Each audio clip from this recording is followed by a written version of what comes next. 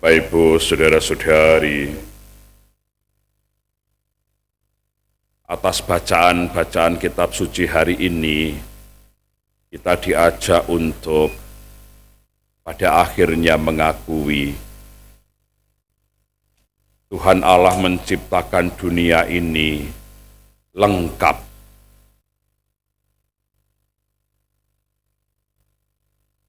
Seakan-akan dunia ini berjalan dengan sendirinya,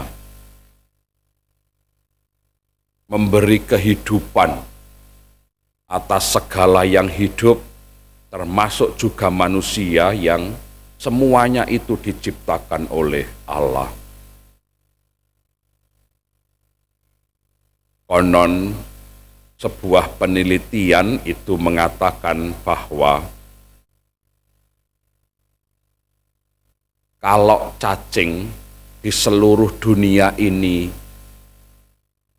dimusnahkan, maka bumi tidak akan bertahan lebih dari sebulan.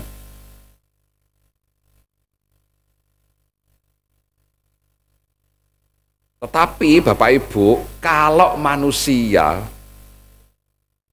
semua di seluruh muka bumi ini lenyap, seakan-akan makhluk hidup yang lain itu akan terus berlangsung.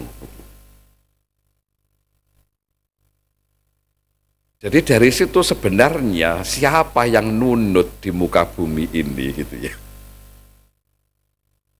Padahal tadi kita mendengarkan sabda Tuhan atau amanat Tuhan kepada manusia, berkuasalah atas dunia dan segala isinya, atas segala yang hidup.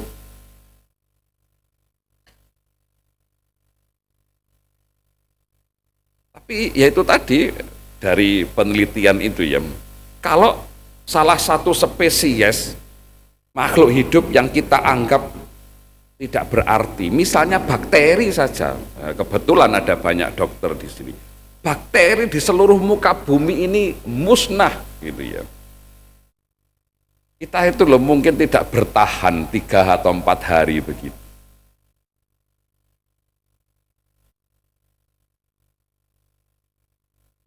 Lalu apa artinya tadi itu ketika Tuhan menciptakan kita sebagai mahkota dari ciptaan pada hari keberapa tadi? Ke-6 kita diciptakan secitra, segambar dengan Allah sendiri.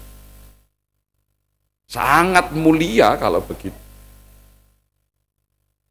Tetapi kenapa sekarang kita diberi amanat untuk berkuasa atas segala yang diciptakan Tuhan, melestarikannya? Kenapa kok malah kita yang seakan-akan menyebabkan kerusakan demi kerusakan?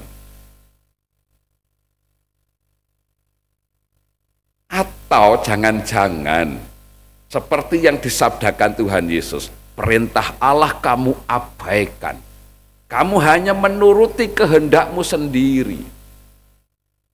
Kamu hanya mengikuti apa yang menjadi ambisi gitu ya. Dunia ini Bapak Ibu sebenarnya cukup untuk memelihara kita.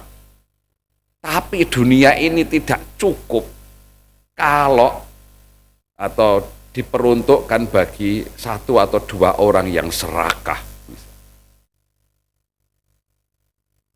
Artinya dari situ kita akhirnya sudah mendapatkan, iya ya, kenapa manusia yang diciptakan sedemikian rupa, sangat mulia, sebagai mahkota dari ciptaan-ciptaan gitu ya, diciptakan secitra dengan Tuhan, diberi amanat yang sedemikian luhur. Tapi kenapa kita malah seakan-akan itu tadi menjadi penyebab kerusakan? Makanya kemudian tadi Tuhan Yesus mengkritik orang Farisi dan ahli Taurat. Benarlah kata Yesaya, bangsa ini memuliakan aku dengan bibirnya. Benarlah kata Musa, kalian mengabaikan perintah Allah. hanya untuk memenangkan adat istiadat gitu ya. Kita bisa menafsirkan itu ambisi-ambisi manusiawi. Itu hal pertama yang bisa kita renungkan. Iya ya, jangan-jangan kitalah yang menjadi penyebab bumi ini tidak lestari.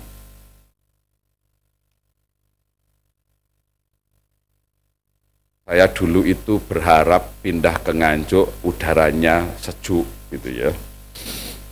Tapi ternyata sama saja panas gitu ya.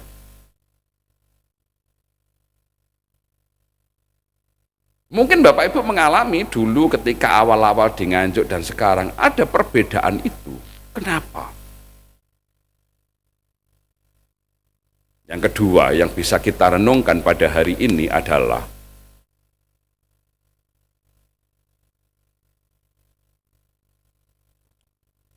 hari ini gereja seluruh dunia mengajak kita untuk menaruh perhatian kepada saudara-saudari kita yang sedang sakit. Setiap dari kita itu tidak pengen sakit.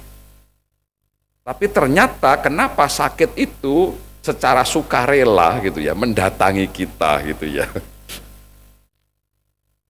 Dan seakan-akan secara medis kita berusaha supaya sakit penyakit itu sembuh.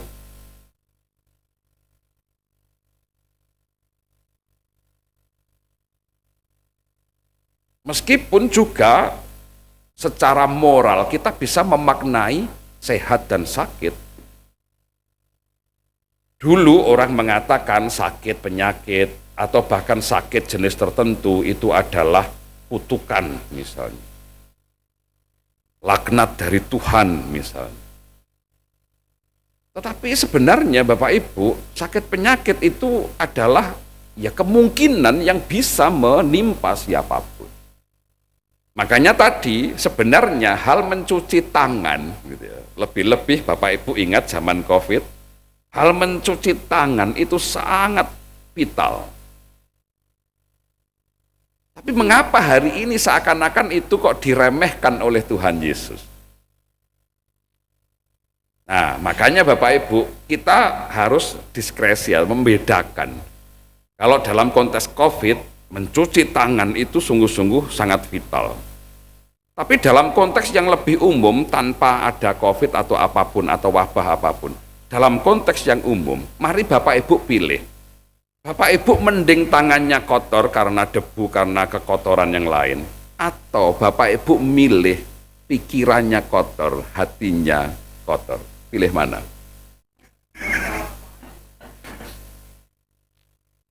Kenapa? Karena sangat mudah membersihkannya. Dulu guyonan, zaman dulu Bapak Ibu ya,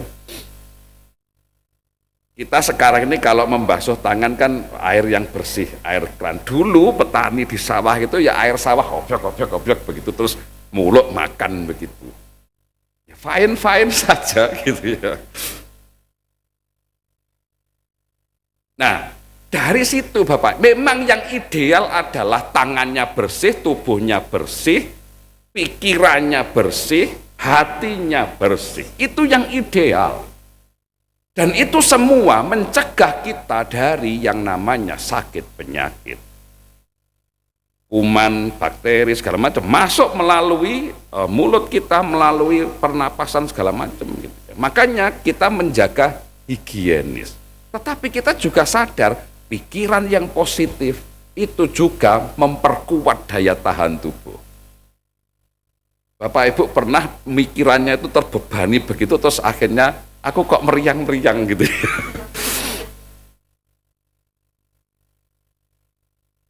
Ketika batinnya, hatinya itu hati yang bersih ya, hati yang tidak curiga pada orang begitu ya.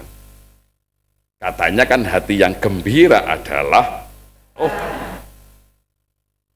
makanya Bapak Ibu, sabda Tuhan Yesus tadi itu mengajak kita untuk menaruh perhatian pada kebersihan jiwa, kebersihan pikiran, kebersihan hati.